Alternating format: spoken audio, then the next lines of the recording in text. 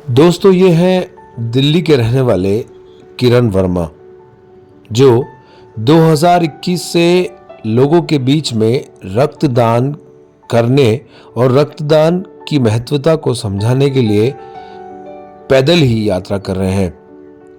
इनका कहना है कि यह समाज के लोगों के बीच में जाकर रक्तदान करने के लिए उन्हें प्रेरित करते हैं और उन्हें रक्तदान की महत्वता को भी समझाते हैं। इनका कहना है कि इन्होंने इसकी शुरुआत 2021 में उस वक्त की जब उन्हें लगा कि लोगों को इसके बारे में जागरूक करना होगा। इनका मानना है कि ना इनके घर में और ना इस वीडियो को देखने वाले सभी लोगों के घर में किसी भी तरीके से रक्त की कमी की वजह से इलाज या कोई भी समस्या का सामना करना पड़े। बस इसी सोच से इन्होंने अपनी यात्रा दिसंबर के महीने में केरला से शुरू की और अब तक कई हजारों किलोमीटर की पैदल यात्रा करके ये गुरुवार को उदयपुर पहुंचे हैं। इनका कहना है कि ये 2025 के अंत तक अपनी यात्रा को दिल्ली पहुंचकर विराम देंगे और ये लोगों के बीच में, स्कूलों के छात्रों के बीच में, कॉलेजेस के बच्चों के और छात्रों के बीच में जाकर रक्तदान करने और रक्तदान की महत्वता के बारे में बात कर रहे हैं। इसी को लेकर गुरुवार को यह उदयपुर कलेक्ट्रेट पर पहुंचे, जहां डेली उदयपुर की टीम ने किरण वर्मा से बात की। उन्होंने अपने लाइफ एक्सपीरियंस के बारे में बताते हुए कहा कि 2016 में उन्हें पहली बार यह एहसास हुआ कि रक्त का भी ब्लैक बिजनेस किया जाता है, जिसके बाद से इन्हें इसकी प्रेरणा मिली और इन्होंने अपनी इस जर्नी की शुरुआत की। पहले तो आप अपना नाम बताइए कि आप कहाँ से बिलोंग करते हैं और कैसे इंस्पिरेशन आई इसको लेकर एक्सपीडिशन। नमस्कार, मेरा नाम किरण है, मैं दिल्ली से बिलोंग करता हूँ और इंस्पिरेशन ऐसे आई कि मेरा ब्लड 2016 में बेच दिया गया था एक ऐसी महिला को जो वेश्यावृत्ति में पड़ गई थी अपने पति के इलाज के लिए। और जब मुझे कालाबाजारी के बारे में पता चला तो मुझसे रहा नहीं गया और मेरी वाइफ के कहने पे मैंने अपनी जॉब छोड़ी।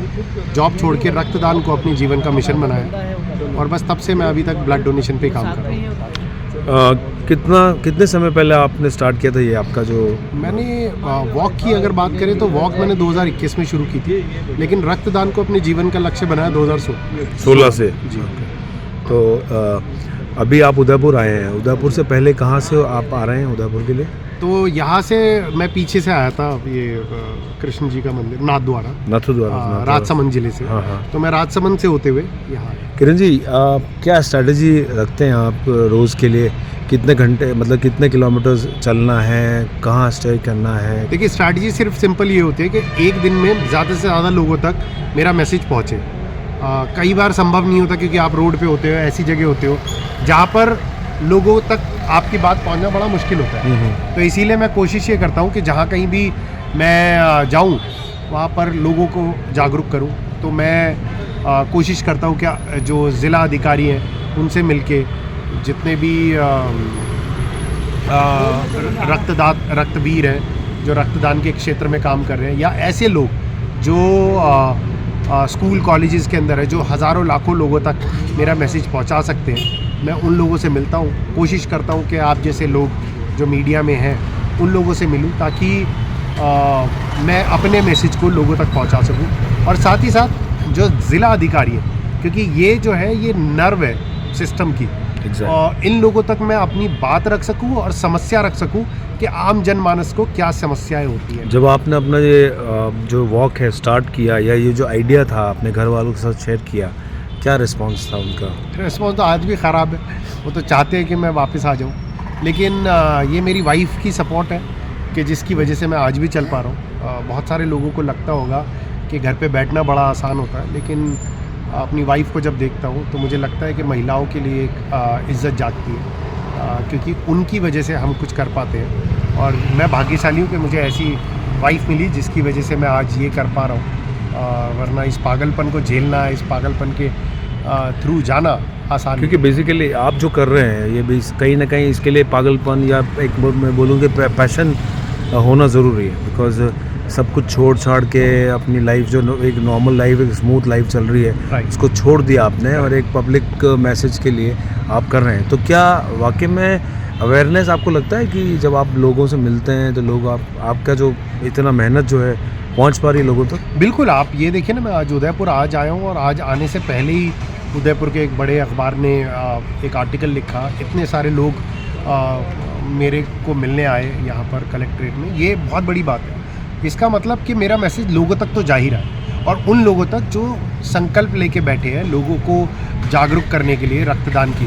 बहुत सारे लोग हैं जिनकी कहानियाँ इतनी प्रेरणादायक है कि वो मेरे लिए भी एक बड़ी एनर्जी बूस्टर का काम करते हैं। तो ये बहुत बड़ी बात है कि जिन लोगों को देख के मैं प्रेरणा लेता हूँ, वो लोग मेरे संकल्प में मेरे साथ आते हैं। ये बहुत बड़ी बात है और मेरे को आशीर्वाद देना। अभी तक जो आपकी जर्नी है, कितने किलोमीटर्स आप चल चुके हैं अभी? 19,550 किलोमीटर चल चुका हूँ।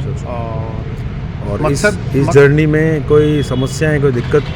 क्योंकि बेसिकली आती हैं। आप वॉक कर रहे हैं, ठीक है ना, एक तो वेदर, सबसे पहला वेदर, चोरी चकारी, लूट खसोट, लड़ाइयाँ, बहुत कुछ सारी कोई इंसिडेंट्स हुए हैं, कुछ बताना चाहेंगे? नहीं, मैं बताना नहीं चाहूँगा क्योंकि हम अक्सर नेगेटिव की तरफ बहुत ड्रैग करते हैं। I think we should not be talking about negative. This is not the negativity, I just want कि अगर आती है, समस्या हाँ, आती है, लेकिन मैं उसके बारे में काहे को डिस्कस करें, because I think there is no point of discussing that. अच्छा, अगर आप किसी जर्नी पे निकले हो और अच्छा कोई पॉजिटिव चीज़ बता दीजिए, जब आप निकले तो लोगों में से जो रिस्पॉन्स आता है, कोई लोग खाना आपको खिलाते हैं, पूछते हैं। हाँ, मैं मेघालय की एक कहानी बताता हूँ। तो संडे का दिन था, ये जगह पड़ती है नोंगस्टॉइन।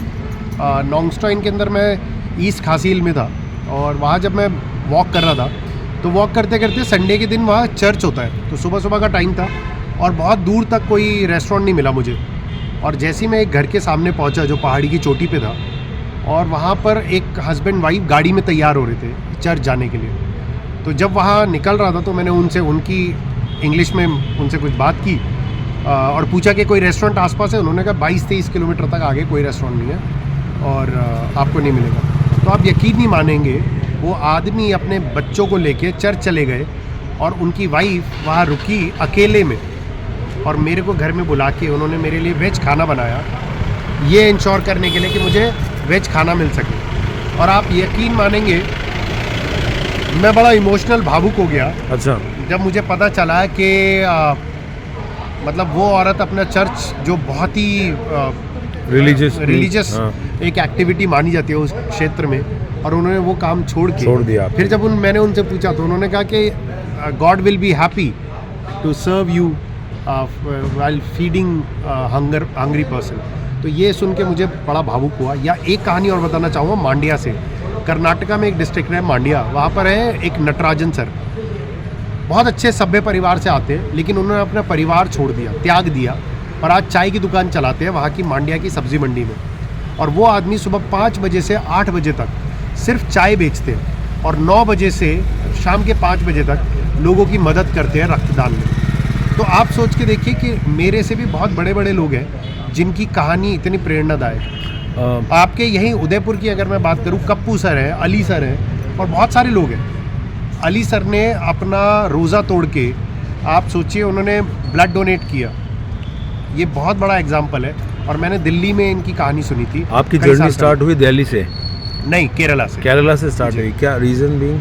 रीज़न, जब दिसंबर में था तो पोल्यूशन बहुत होता है दिल्ली में, वहाँ चलना बड़ा मुश्किल होता है। To go there and start. तो केरला में कंपैरेटिवली ज़्यादा अच्छा मौसम होता है। दिल्ली में गर्मी में इतना बुरा पॉल्यूशन का हाल नहीं होता, सर्दियों में बहुत बुरा। And this will end at Delhi? हाँ, घर पे ही। क्या एक्सपेक्टेशंस है आपको, कब तक जर्नी कंप्लीट करने का? एक्सपेक्टेशन यही है कि मैं हर एक स्टेट और यूनियन टेरिटरी में अपने कदम रखूं और हर जगह अपने मैसेज को लेके जाऊं, गांव-गांव, शहर-शहर, और सिर्फ लोगों से इतना आग्रह करूं कि आप जाएं और जाके रक्तदान करें, ताकि हम लोग एक अपने बच्चों को भविष्य में एक प्रॉब्लम सॉल्व करके दें। चलिए, all the best Kiran sir. आप बहुत अच्छा कॉज के लिए आप निकले हैं। हम सभी आपको विशेष देते हैं कि आपका जो मैसेज है पब्लिक तक पहुंच पाए और कुछ सोसाइटी में कुछ चेंजेस आ पाए। ज़रूर। Thank you, all the best.